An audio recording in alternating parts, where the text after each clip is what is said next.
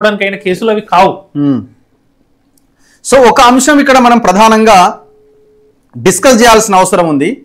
BRS ఓడిపోవడానికి ఇది మనం చాలా ఇంపార్టెంట్. ఇది బీఆర్ఎస్ ఓడిపోవడానికి, బీఆర్ఎస్ ఆల్మోస్ట్ 20-25 వేలతో ఓడిపోతుండడానికి ప్రధానమైన కారణం ఎవరు, ఏ అంశాలు దీనికి దోహదపడ్డాయి?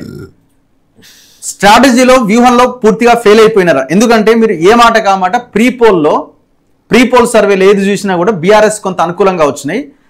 సరే, అనుకూలంగా లేకపోయినా హోరాహోరీ ఫైట్ అయితే పక్కాగా ఉంటుంది అన్నది వచ్చినాయి. మనం కూడా గ్రౌండ్లో తిరుగుతున్నప్పుడు కొంత బీఆర్ఎస్కి అనుకూలమైన వాతావరణం కనిపించింది. పెన్షనర్స్ కానీ, మహిళల్లో కూడా కొంత, మైనార్టీ మహిళల్లో కూడా కొంత బీఆర్ఎస్ ఎడ్జ్ ఉన్నట్టుగా కనబడ్డది. ఏమో కష్టమే అని కూడా మాట్లాడారు. కానీ ఏం జరిగింది తర్వాత? ఓన్లీ డబ్బుల ప్రభావం మార్చిందా? డబ్బులు వీళ్ళు పంచిరు, వాళ్ళు పంచిరు. వీళ్ళు సీరియల్ పంచితే వాళ్ళు కుక్కర్లు పంచిరు, వీళ్ళు సీరియల్ పంచిరని వాళ్ళు సీరియల్ పంచిరు. ఎవరి పరిధిలో వాళ్ళు ఆ పని చేసుకుంటూ వెళ్ళిపోయినారు. మరి ఎక్కడ ఏం మార్చింది? ఏ స్ట్రాటజీ ఫెయిల్ అయింది? ఇప్పుడు లాస్ట్ ఎలక్షన్ ఇంకా కంప్లీటే కాలేదు, పోలింగ్ నడుస్తూనే ఉన్నది. లాస్ట్ 3 అవర్స్ ముందు మాగంటి సునీత బయటకు వచ్చి గొడవ చేసింది. ఓట్లన్నీ వేయించుకుంటున్నారంటే, ఓట్లన్నీ అవతల వేయించుకుంటున్నారంటే మీరు ఓడిపోతున్నట్టే కదా. పోలింగ్ బూత్లకు ఇంకా వెళ్లాల్సిన వాళ్ళకి వీళ్ళు ఒక సంకేతం ఇచ్చినారు. అదొక రాంగ్ స్ట్రాటజీ. నా వరకు నేను చెప్తున్నా. అండ్ రెండోది, rowdy rowdy rowdy rowdy rowdy అని పదే పదే వీళ్ళు ఏదైతే బాగా ఎక్స్పోజ్ చేసే ప్రయత్నం చేశారో, ఒక మనిషిని హ్యూమిలియేట్, అంటే ఒక మనిషిని కావాలని టార్గెట్ చేస్తున్నారనే కోణం ప్రజలు బాగా రిసీవ్ చేసుకున్నారు. అండ్ దట్టు నవీన్ యాదవ్, చిన్న శ్రీశైలం లోకల్గా ఉన్నవాళ్ళు.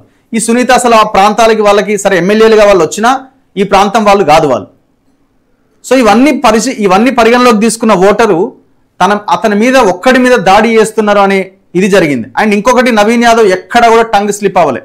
ఆయన 1-2 సార్లు నేను ఒక ఇంటర్వ్యూ చేస్తే ఆయనతో, ఆయన ఒక దగ్గర అన్నాడు అనమాట, వారం రోజుల్లో బీఆర్ఎస్ ని మొత్తం ఖాళీ చేసేస్తామని. దాన్ని కూడా ఖాళీ చేస్తామన్నది అన్న తీసుకుని మమ్మల్ని ఖతం చేద్దామని చూసిండు అని పోయి కంప్లైంట్ ఇచ్చిన ఎలక్షన్ కమిషన్. ఇక్కడ ఇట్లాంటి రాంగ్ స్ట్రాటజీ అంటే ఇక్కడ కేటీఆర్దే కదా ఇది మొత్తం. ఈ పిఆర్ లో ఒక అంశం ఉంటదన్న, నిజానికి అబద్ధానికి అవాస్తవాలకు తేడా ఉంటది.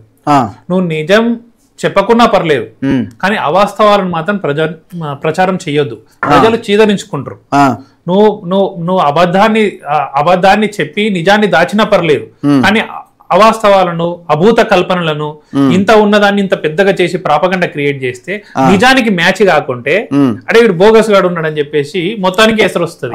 సో ఇందులో కేటీఆర్ పాత్ర ఏంది మీ టోటల్ ఎలక్షన్ దీంట్లో?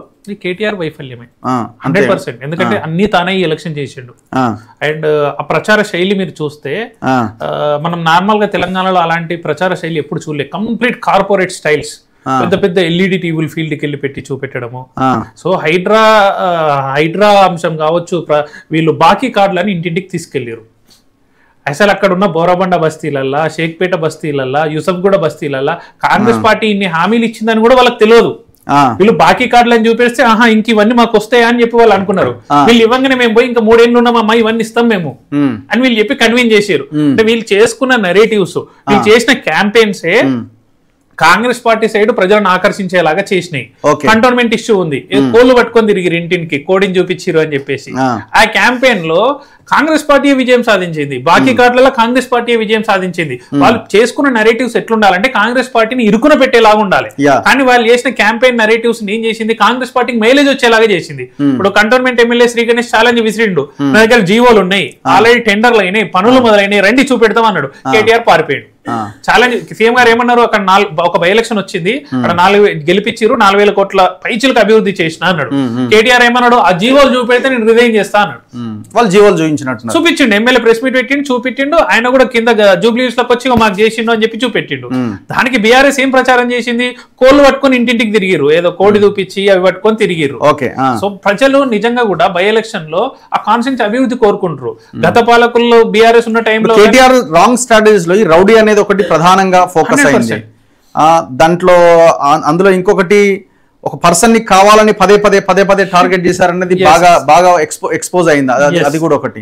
లాస్ట్ ఆమె ఎలక్షన్ ఇంకా కంప్లీట్ అవ్వకముందే బయటికి రావు. రౌడీ అనే నెరేటివ్ గురించి మాట్లాడదామన్నా, ఆ క్యాంపెయిన్ గురించి మాట్లాడదాం. రౌడీ అని ప్రజలకు చెప్పిండు.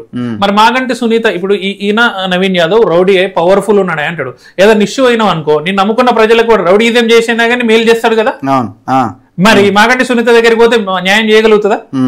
అదే ఎస్టాబ్లిష్ చేసిండు ఆయన, అది ఫేవర్ అయింది ఆయనకు. అంతే కదా, పవర్ఫుల్ లీడర్, స్ట్రాంగ్ లీడర్ గా అనిపిస్తుంది. ఎవడో వచ్చి ఏదో గొడవ చేస్తాడు, నార్మల్ గా ఏం చేస్తారో నాయకుల దగ్గరికి పోతాడు, చిన్న షాప్ అవుతుంది, గొడవ అవుతుంది. సునీత దగ్గరికి పోతే పిలిచి సెటిల్మెంట్ చేస్తే అంటే న్యాయం చేస్తారా? లేకుంటే నవీన్ యాదవ్ ఫ్యామిలీ దగ్గరికి పోతే న్యాయం చేస్తారా? సో ఇప్పుడు ఇంకొకటి ఇప్పుడు ఎలక్షన్స్ లో కేసీఆర్ ఎక్కడ అంటే ఇది అయిపోయింది, కేటీఆర్ అయిపోయింది పక్కన పెడితే, హలో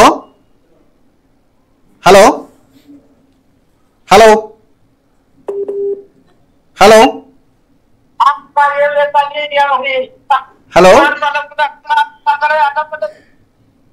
అన్న వినబడుతుందా? చిన్న శ్రీశైలం యాదవ్జీ ఒక్క నిమిషం, డిస్టర్బెన్స్ వస్తున్నది.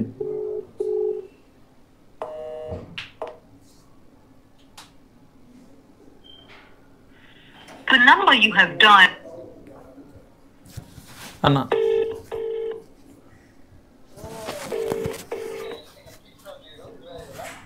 అవును 13% లైవ్ లో ఉన్నారు. మీకు మళ్ళీ పెడతా చూడండి.